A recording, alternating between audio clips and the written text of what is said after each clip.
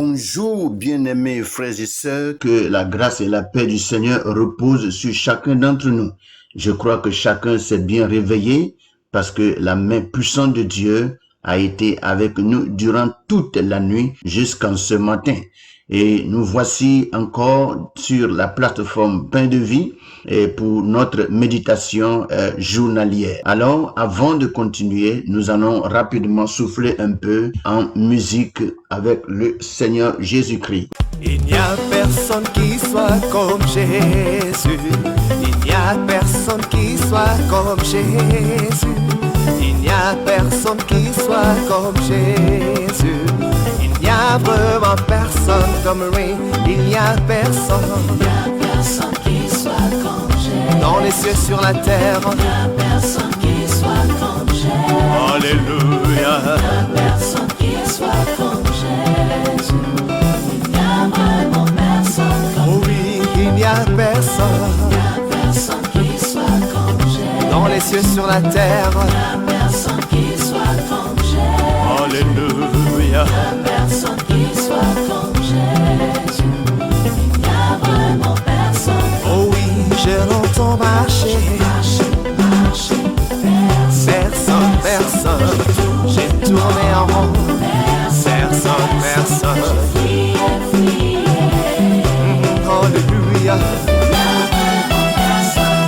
Je rends gloire à notre Dieu, le Père de notre nation, celui qui est au-dessus de toutes choses, celui qui a tout pouvoir, contrôlant toute la terre et les cieux, que son nom soit célébré et glorifié. Merci pour sa grandeur qui s'est manifestée dans la vie de chacun d'entre nous par la vie qu'il nous donne en ce matin. Après que nous ayons écouté cette louange, nous allons rapidement prendre nos Bibles dans le livre de Cantique des Cantiques, chapitre 5, et nous allons lire à partir du verset 10 au verset 12. Je lis rapidement dans la version Louis II.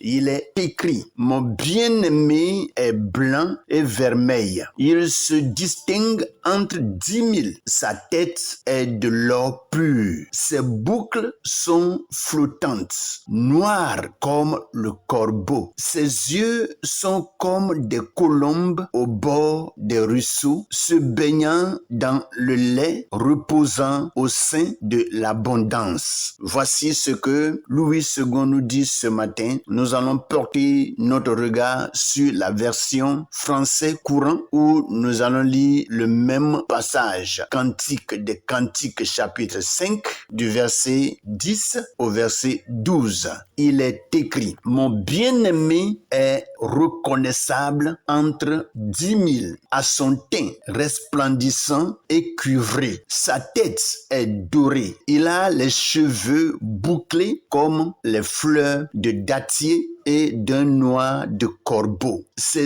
yeux ont le charme des colombes penchées sur un ruisseau. Leur iris semble baigner dans du lait comme logé dans un écrin. Voici ce que le français courant nous dit ce matin. Nous allons profiter de ces deux versions pour méditer notre parole que le Seigneur nous donne ce matin. Je viens pour dire que le thème de la parole de ce matin s'intitule Jésus le plus beau parmi 10 000. Et nous aurons à traiter ce thème sur 3 points. Et ces 3 points sont les suivants. Le point 1, bien-aimé incomparable. Point 2, la beauté de sa personne. Et le point 3, la douceur de son regard. Nous allons, après avoir élaboré ces 3 points, nous allons finir par une petite prière qui va certainement faire du bien à notre âme. Que le Seigneur nous bénisse. Rapidement, nous commençons notre méditation sur le point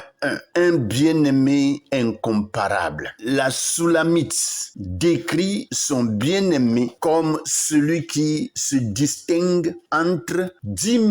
Cela nous renvoie à Christ, le seul sauveur incomparable dans son amour, dans sa sainteté beauté et dans sa gloire. Devant la multitude des hommes et des puissants de ce monde, lui seul brille par sa perfection divine et humaine. Il n'y a pas quelqu'un dans le monde qui soit plus puissant, plus fort, plus vaillant, plus élégant, plus beau que la personne de Jésus. Il est beau en tout. Il est beau en sagesse, il est beau en intelligence, il est beau en parole, il est beau en amour. Tout en lui est parfait. Il est vraiment d'une créature parfaite. Voyez? Donc, il est celui-là que personne ne peut comparer à qui que ce soit dans ce monde. Et c'est pour cela, pour le premier point, j'ai eu à choisir un bien-aimé incomparable. Que le Seigneur nous bénisse et que sa grandeur continue d'être manifeste en nous et que sa parole fasse de nous des bien-aimés aussi incomparables, des bien-aimés qui sont baignés dans sa parole et qui ne vivent que par sa parole. Que son nom soit glorifié. Notre deuxième point ce matin, c'est la beauté de sa personne. Il est dit, sa tête d'or pur révèle la royauté et la dignité. Sa tête d'or pur révèle la royauté et la dignité. Ses cheveux noirs expriment la vitalité et l'éternelle jeunesse de son être. En Christ, il n'y a ni vieillissement ni faiblesse, mais une force inaltérable qui rassure et attire. Alléluia. Lorsque quelqu'un est véritablement en Christ, il est très difficile de voir en celui-là une vieillesse. Et très souvent, quand on observe les chrétiens sont très souvent plus jeunes que leur âge. Pour quelqu'un, en réalité, qui a 60 ans, des gens ont l'impression de lui donner 45 ans, voire 50 ans. 50 ans même, c'est trop. Et ceci, c'est à cause de la vie de Dieu en eux. Ceci pour dire que Dieu ne vieillit pas. Et Dieu étant esprit ne peut pas vieillir. Ainsi, la puissance de Dieu en nous rajeunit chaque jour de notre vie. La puissance de Dieu nous rajeunit chaque jour que Dieu fait pour nous. Nous sommes rajeunis dans la chair, rajeunis en santé, rajeunis en toutes choses. Et Dieu renouvelle chaque jour en nous sa joie et sa paix. Donc,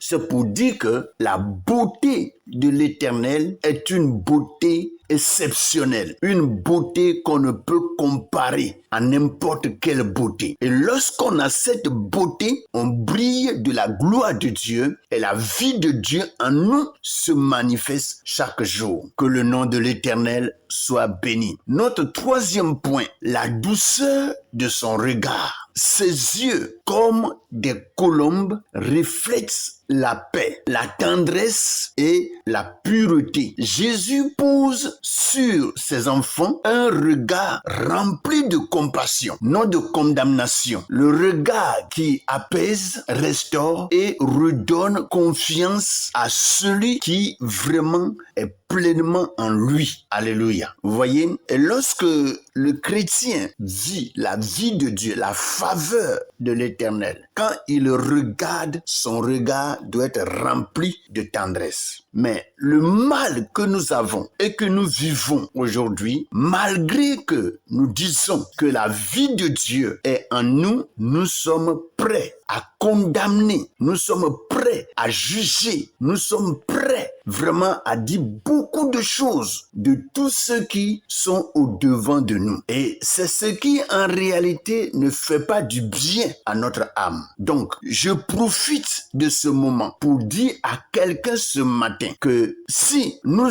avons la vie de Dieu, notre vie doit vraiment aider les autres à s'attacher au Seigneur. Nous n'avons vraiment pas à condamner les autres ni à juger. C'est là le problème de l'homme. Nous jugeons très vite en pensée et même en parole. Déclarer certaines paroles qui vraiment, des paroles qui condamnent les autres. et empêche les autres en réalité de s'approcher de nous et de bénéficier de cette grâce que nous avons. Que le Seigneur fasse en nous quelque chose pour que nous puissions être le reflet de sa parole et que nous puissions suivre lui qui est le modèle au nom de Jésus. Passons rapidement à cette petite prière. Seigneur Jésus, toi le plus beau parmi 10 000, attire encore mon cœur, que je contemple ta gloire, que je sois transformé par ton regard plein d'amour et que ma vie reflète